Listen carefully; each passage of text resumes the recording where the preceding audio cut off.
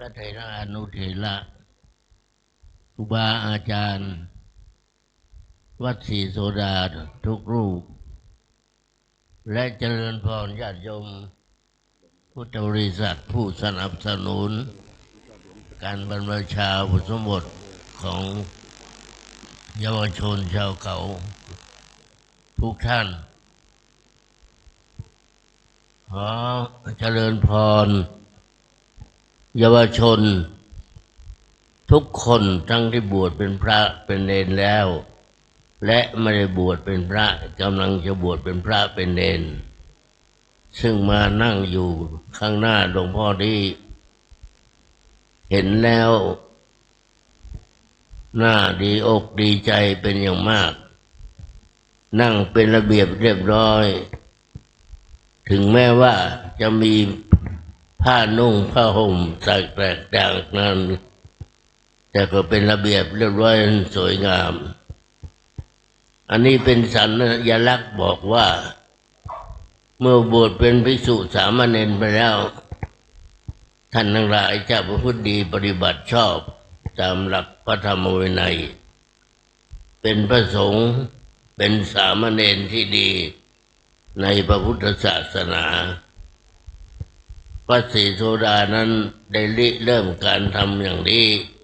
มาเป็นเวลาหลายสิบปีแล้วทุกปีก็บวช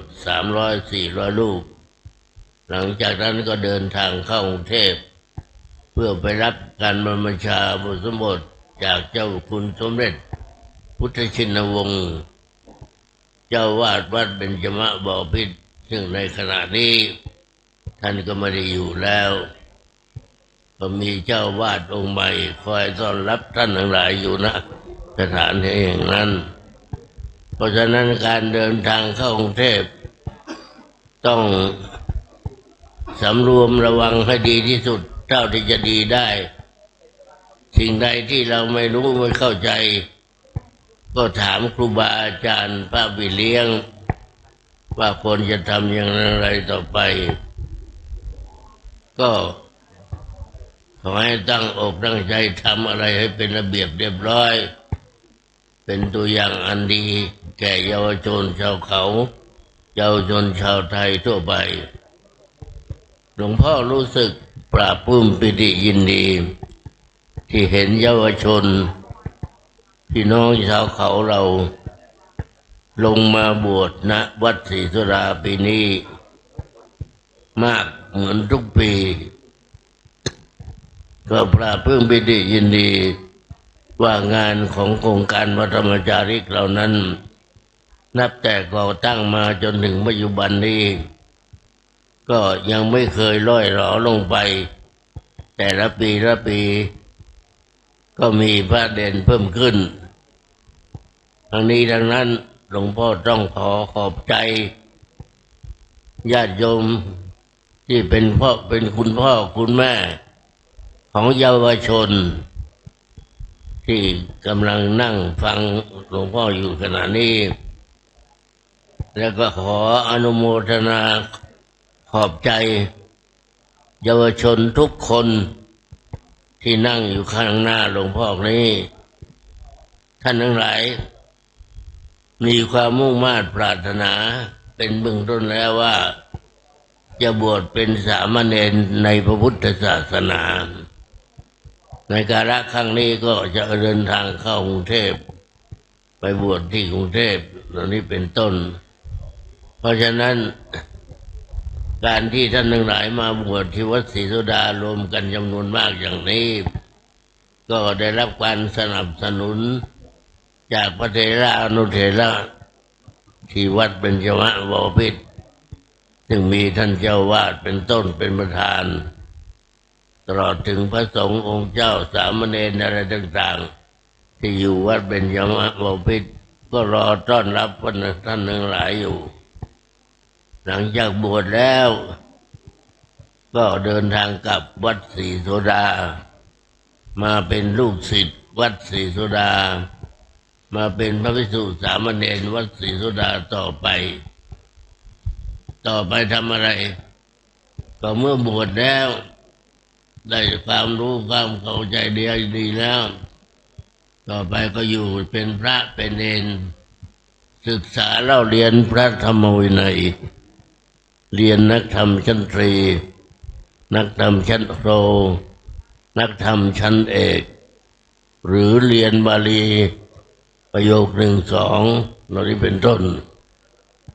หรือเรียนทางโลกที่ทางวัดเราเปิดขึ้นเพราะฉะนั้นการบวชแล้วจะอยู่เฉยๆไม่ได้ต้องมีการศึกษาเล่าเรียนอบรมทุกสิ่งทุกอย่างเพื่อให้เป็นคนมีความรู้ความเข้าใจเป็นคนมีความสามารถที่จะทำอะไรต่างๆได้ปีนี้หลวงพ่อเห็นท่านทนายเห็นพวกเยาวชนเรานั่งกันเป็นระเบียบเรียบร้อยตั้งใจจะบวชเป็นพระภิกษุสามเณรในพุทธศาสนาก็ขออนุโมทนาเมื่อนุ่งผ้าสากาสาวพัสหรือผ้าเหลืองแล้วก็ขอให้ประพฤติดีปฏิบัติชอบดียิ่งขึ้นดียิ่งกว่าเป็นฆราวาสตอนนี้ท่านนุ่งแบบฆราวาสต่อไปจะได้นุ่งผ้าเหลืองเป็นเยาวชนเป็นภิกษุเป็นสามเณรในพระพุทธศาสนาหลวงพ่อต้องขออนุโมทนาแม้กระทั่งต่อคุณพ่อคุณแม่ที่อยู่บ้านที่เสียสละให้ลูกเข้ามาบวชในพระพุทธศาสนาและโดยเฉพาะอย่างยิ่งตัวของเยาวชนท่านทั้งหลายเองก็มีจิตใจเลื่อมใสที่จะบวชในพระพุทธศาสนาเพราะฉะนั้นจึงมาเป็นจำนวนหลายร้อยคนเท่าที่เห็นอยู่ในขณะนี้เมื่อท่านทั้งหลายบวชเป็นสามเณรแล้วก็กลับมาอยู่วัดศรีโสดาเป็นลูกศิษย์ลูกหาวัดศรีโสดาเล่าเรียนพระธรรมวินัยคำสอนของพระพุทธเจ้าต่อไปแล้วก็ในรุ่นต่อไปก็จะมีมาเรื่อยโดยไม่มีที่สิ้นสุดเพราะฉะนั้นรุ่นนี้เป็นรุ่นที่ท่านทั้งหลายมากันเป็นจำนวนไม่รู้จำนวนเท่าไหร่อยู่ก็เรียกว่าจำนวนมากเห็นแล้วก็ปราบปลื้มปีติยินดีเป็นลูกศิษย์ลูกหาของพระภิกษุสามเณรวัดศรีโสดาขอให้ตั้งอกตั้งใจทำดีไม่ทำความชั่วอะไรจะมันเกิดความเสียหายแก่โครงการวัดธรรมจารีเราเพราะฉะนั้นสิ่งใดโดยเฉพาะยิ่งคำขอบวชต่างๆที่จะต้องบวชก็ต้องพยายามท่องให้มันจดจำได้แล้วนอกจากนั้นแล้วก็ศีล 5ศีล 8ศีล 10อะไรทำนองนั้นก็ต้องให้มันได้เรียกว่าจะบวชแล้วก็ตามต้องศึกษาพระธรรมวินัยในพระพุทธศาสนาทำทุกสิ่งทุกอย่างเพื่อตัวเองเพื่อพระพุทธศาสนาวันนี้เราท่านทั้งหลายมาพร้อมหน้าพร้อมตากันเพื่อทำพิธีบางอย่างให้สำเร็จลุล่วงไปณโอกาสบัดนี้ก็ขออนุโมทนาสาธุการคุณพ่อคุณแม่ญาติพี่น้องตลอดถึงเยาวชนเราทุกคนที่จะบวชเป็นสามเณรเป็นพระภิกษุสามเณรในพุทธศาสนาต่อไปในอนาคตไม่กี่วันข้างหน้าวัดศรีโสดาก็จะมีพระเณรหลายร้อยหรือเกือบจะ1,000 รูปเป็นต้นเพราะฉะนั้นเราก็จะได้อยู่กันอย่างฉันพี่กันน้องดูแลเอาใจใส่ซึ่งกันและกันต่อไปในอนาคตไม่กี่วันข้างหน้านี้วันนี้ท่านทั้งหลายพร้อมหน้าทำตากันแล้วก็จะทำพิธีต่อไปตามกำหนดการต่อไป